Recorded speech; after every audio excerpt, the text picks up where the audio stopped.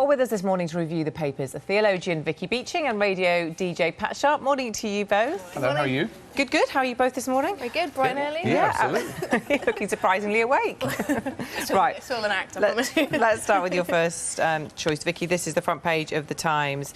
And this is the UK imams putting a fatwa on jihadists. Hang on, there we go. Tell us more about this. Yeah, it's interesting. So we know that the terror threat in the UK has been raised to severe. And as a response to that, a fatwa, which is basically a religious decree within the Muslim faith, has been issued by lots of Islamic scholars. And it's really fantastic to see this because it's the Muslim community standing up and saying that the behaviour of Islamic State, which is particularly what the fatwa is against, really do not represent Islam at all. And I think there's a danger, isn't there, with any kind of religion, that when we have an extremist pocket, that it can really kind of discolour the whole faith as a whole. We see that with some kind of really crazy Christians as well, and I feel that way as a Christian when I see Christianity misrepresented. So hopefully this fatwa is going to encourage young Muslims to realise that actually the ideology of the Islamic State is not the heart of Islam at all, and this fatwa just says it's a poisonous ideology and it's really anti the heart of Islam 100%. And as much as anything, important to hear from the British Muslim community and the leaders themselves, who there has been criticism that their voices have been absent over the last yeah, and they're few really weeks responding to that emerged. as well, just wanting to really put a stake in the ground and say this does not represent our faith. OK, Pat, you've got a story in The People, and this is about Gaza.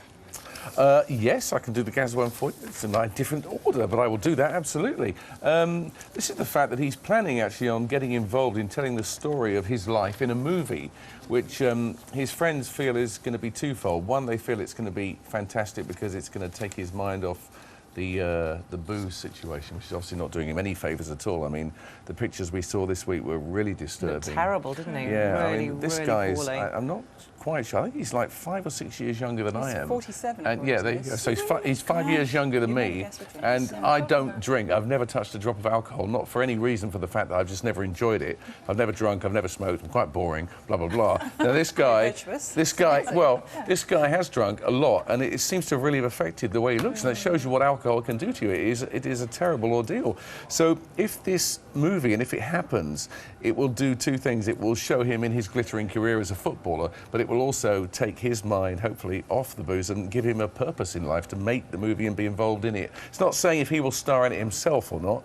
I think if he did, it's going to be a little difficult to go back to the old-style Gaza and he'd only be how he looks now. But, you know, if he could get involved in something other than just walking around the streets drinking, I think it can only be good for him. Yeah, and he desperately really needs the cash, I think, as well, doesn't he? Well, absolutely. I've heard about that. But hopefully for the right reasons, to spend it on the right things and not on more booze. Yeah. And I'm sure a lot of people would want to see a film like that. You would. I think so. You should make a film of your life and have your hairstyles for the ages. Oh, well, that would be very... the evolution of the mullet until today. Maybe not a whole film, perhaps just a trailer, but you're very kind. Gaza might be slightly more interesting. Yeah, I think so. I would pay to watch I don't think any of us want to go back to haircuts we've known and loved hairstyles. Certainly I don't. No. 80s, 90s. Absolutely. So Very good. true. Oh, Vicky, you can stay for another 5 Respect minutes. to the mullet.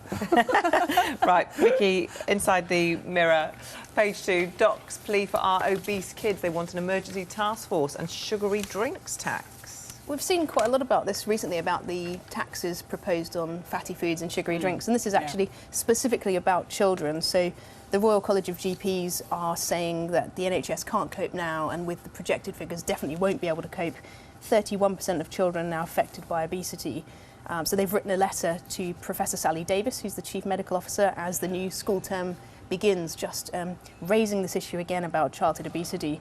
And they're saying that some 7-year-olds are now presenting with type 2 diabetes that was normally seen in middle-aged adults. So they're just really raising a massive flag and saying something has to happen. And again, they're asking for this tax on sugary drinks, which is an idea, but I don't really think it'll make a difference. Well, I was going to say, with kids, it's about the parents, isn't it? They're allowing their children to eat this kind of junk. Exactly. You know, it's not the kids that have got the cash and are going out and paying for it themselves, is it? Yeah. I suppose not, no. I mean, Given all the information out there, why don't the parents do more? I don't know, what do you think? My kids are all in their 20s now, and I think over the years we've kind of made sure that they were like having a bit of water as well as stuff. So, you know, if you gave them a drink, if you were away for the day or out for the day, you'd maybe give them something, but then just grabbing some water as well is obviously quite important. But I do think the fact that you can now go to a petrol station and you can have a little snack there is not so good. They can grab anything everywhere. They're everywhere. Yeah, There's large sizes and bigger ones. Pester power, you think that's the problem, that parents are basically... Yeah, they'll nag and nag and nag. Yeah. My kids are still pulling my trousers and they're in their 20s. They go, come on, it's Dad, what are they sweet? What are you doing? It makes you wonder how much would actually make a difference, because when they talk about these taxes, if it's a matter of pence, I don't think many people are really going to make that choice if their child is saying, hey, I really, really want this. Is it simply that parents are too soft? I wonder if maybe the seriousness of it hasn't kicked in, but then you can't know until it's too late, really, can you, if your child suddenly ends up with type 2 diabetes? So I'm not really sure. Maybe just more education in schools would help, educating parents and children. All right, let's have a look at your next choice, Pat. This is the Ice Bucket Challenge. Now, you can't fail to have missed this story. Certainly if you're on social media, everybody is either doing it, tweeting about it, posting pictures of themselves on Facebook doing it. Have you done it? Have you done I it? have not done it. I have no intention of doing it, but I know an awful lot of people who have, and are posting pictures or video of themselves online, showing themselves. Mainly, it's friends looking stunning in their bikinis, which I just find quite... It's funny you say you haven't done it yet, because we've got a surprise for you today.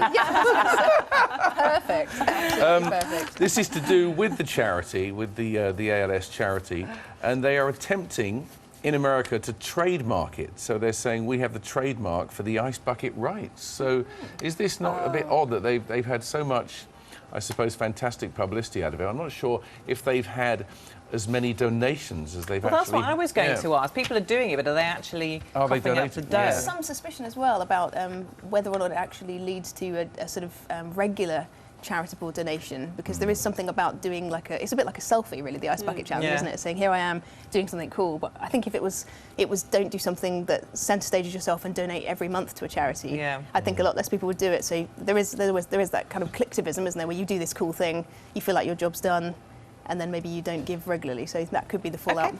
Well, we're going to take a little break now. More papers coming up, including a man who might have one of the most dangerous jobs in the world. Stay with us. Welcome back. Continuing with the papers, Vicky Beeching and Pat Sharp. Welcome back to you both. Now, we've got, as we said before the break there, this story about the man with possibly the most dangerous job in the country, cleaning a fish tank. Not any old fish tank, though. I know, most of us that keep fish would clean our tank regularly, but this man does it on a whole different scale. He actually is responsible for cleaning out shark tanks, and for the most part, the sharks are actually still in it.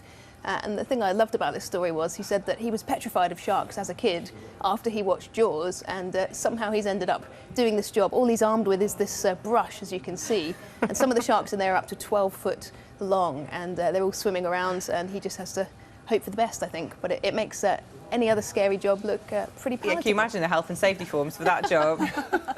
And you go home, how was your day at work, dear? Well, I've got all my fingers, so it's a good day. I'd be pumping the music into it, so it goes... Dun, dun, oh, that's so mean. So mean. Yeah. Do you know, it's funny how that music stays with you. And now if we talk about sharks at home, obviously my tiny children have no idea about the film. But then you hear this music, you kind of repeat it to them, so they'll kind of grow up with it as well. Right, and we've got a story that you've got here, Pat, and this is about Colleen Rooney's holiday. When I find it, go and tell us about this. There we go. Absolutely. She's had... it's holidays, really, Sam. She's had so many, I cannot begin to tell you. We're talking about 9 in the last year. And that's so much more than we've had, isn't it, collectively, girls? At least 8. Yeah. Yes. There you go. Yes. It started sort of in the summer of 2013, and then she's done a couple of Portugals, a couple of Barbadoses, and then a bit of Dubai, and then back to Portugal, Rio, Vegas, and Paphos. What else is there to do when she's got to spend all her husband's money? I suppose so, yeah. On me Ed's son, there we are. So I don't know what to say, except for I wish I'd married Wayne. And he probably wishes he had my old hair. No doubt, no doubt. Maybe he does. Yeah, who knows? Thank you both for taking us through the papers. We'll see you a little later. Let's cross over to Tom now for a look at the morning's back pages.